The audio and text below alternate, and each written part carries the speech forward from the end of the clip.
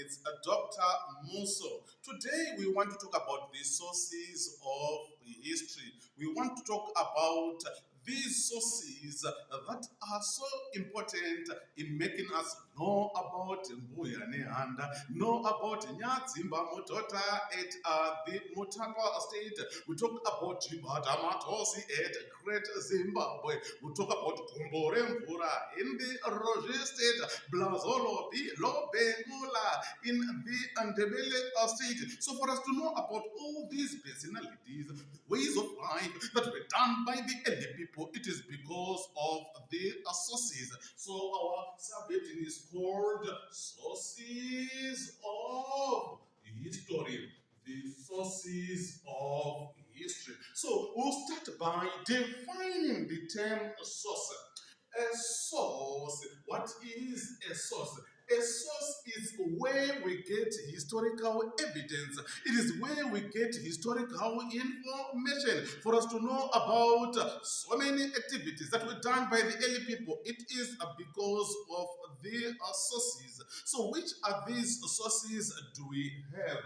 Number one, we've got a source called oral tradition. We also have got another source which is called written records.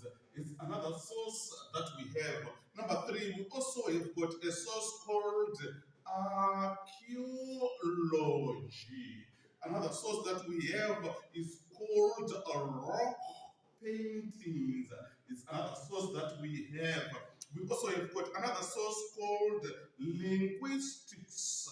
It's another source that we have. Number six, we also have got another source which is called anthropology. So these are the sources that we use in history. Let's start with the oral tradition. Oral tradition, it is a source in which people go to those people who saw the events are taking place. Who are you? I'm a historian called Muso. I want you to explain, tell me more about what transpired long ago. Sit here, Musokuru. You know what? Long ago, the people were involved in agriculture. Long ago, people were involved in pastoralism. Long ago, people were involved in trade or written events. So we are in a position of knowing history through oral sources. Why? It is because information is orated. So it is important to use oral sources. Why? It is cheap to our access. We also say that you can also ask questions and clarifications on how events occurred long ago. But although we use this source called oral as a source now, it has got some weaknesses, problems of exaggeration. A person can lie. Another problem is that you can forget dates and also names of people. So oral source, it has got its advantage, but at the same time, it has got also its disadvantages.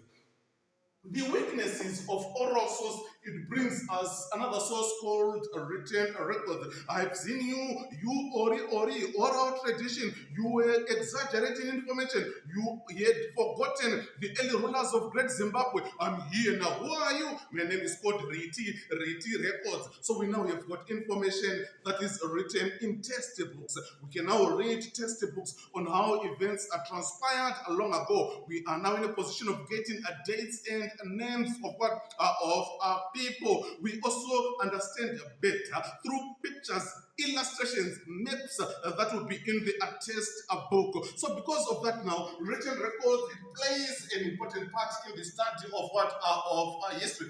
Who are you? My name is called Aki. Riti has got some weaknesses. Which are these weaknesses? We see that it is expensive. It's not accessible to those people who are not in a position of buying textbooks. So written records, it has got some weaknesses. So the weaknesses of written records, we see that they are complemented by archaeology. What is archaeology? We are talking about the study of remains of the past events, the artifacts that were used by the people who survived long ago. We are talking about the bones. They were lumarine bones. They were eating meat. These people, they also made pots, pieces of broken pots. You also talk about clothes that were used by these people, iron tools that they also also were in a position of making. So we are saying that archaeology, archae, is in a position now of giving us what tangible evidence that evidence that was used by the people who survived long ago. The pots in shows that they were involved in pottery. The iron tools, they were involved in agriculture.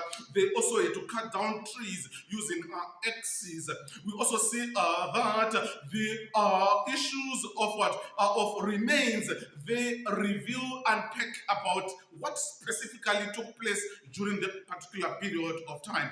Who are you? My name is called Rocky painting. We are not talking about Rocky, the one who sung Patata Patata. We are talking about Rocky, the rocks that were painted by the people who survived long ago. They started to paint. What did they paint? They painted people hunting, gathering, getting cattle. So the weaknesses of archaeology, they are complemented by a rock painting. If you go to Dombo Shaka, if you go to Chinoi Caves, if you go to Matopo Awat Hills, you are going to see the rock paintings that were done by the early people. So they provide us vivid pictures.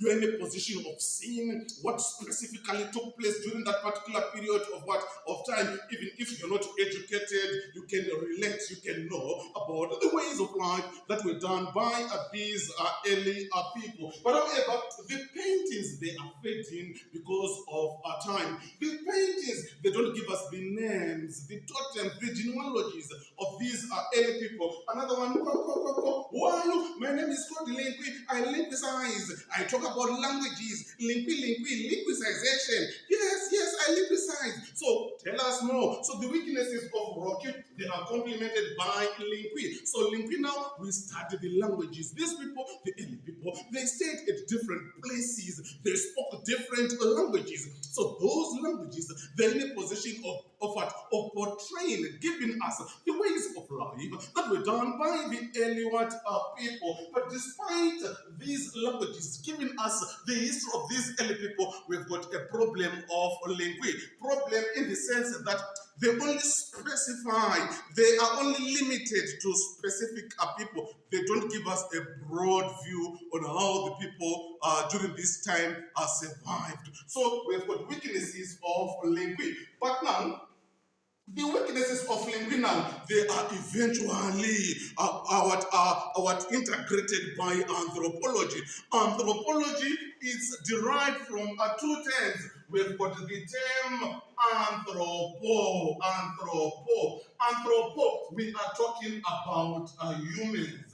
Then logy, we are talking about the study. So the study of human beings, what are we talking about? Their economical, their political, their social activities. So the issue of anthropology now, it is important because it gives us a broader view, a broader perspective on how the early people were surviving. So what are we saying? We are saying that when we are talking about the sources of history, we use what is called multidisciplinary approach. Multi in the sense that we've got archae. Archae, we see kuti issue. He has to function with other sources, or he has to function with other sources. So we have got oral tradition, orating. So this source now, as it is orating, it has got some weaknesses. So those weaknesses, they are complemented by reti. He rises down, but weaknesses complemented by rocking, and rocking. It has got some weaknesses complemented by our linguism. It has got some weaknesses eventually complemented by what? Anthropology. So the weakness of one source, it brings in another source. The weakness of Ori brings in Riti. The weakness of Riti brings in Aki. The weakness of Aki brings in Rocky. The weakness of Rocky brings in Anthropo. Weakness of Anthropo now, we are seeing that we are in a position now of knowing a broader picture on the ways of life that were done by the early people. So multidisciplinary approach, it is important in the sense that it eventually now encompasses, it eventually gives us a detailed picture on how the early people were surviving. That is what we have on multidisciplinary approach. That is what we have on the sources of history. Thank you so much. It's Dr. Muso.